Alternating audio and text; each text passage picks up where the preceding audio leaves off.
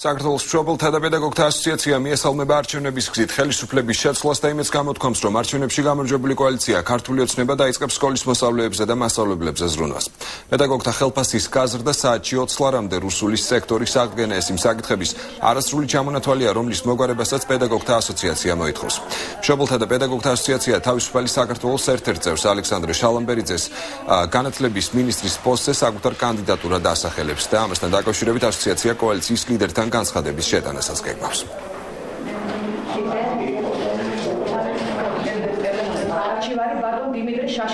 ჩვენი მოთხოვნებია პირველი მინისტრის დანიშვნის შემდეგ დაბრუნდეს აბსოლუტურად ყველა პედაგოგი სკოლებში, ვინც არის პოლიტიკურ ნიშნით განთავისუფლებული.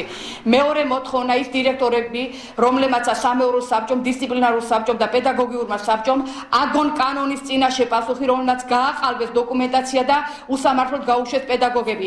ჩემს ორგანიზაციაში შემოდის უამრავი ზარები რეგიონებიდან და ადგილობრივი თბილისის პედაგოგებიდან, მოქმედი და გაშვებული პედაგოგებისგან და ითხოვენ იმ კანდიდატურის დასახელებას, რომელსაც ჩვენ დავასახელებთ. ეს კანდიდატურა გახდა ბატონი ალექსანდრე შალამბერიძე.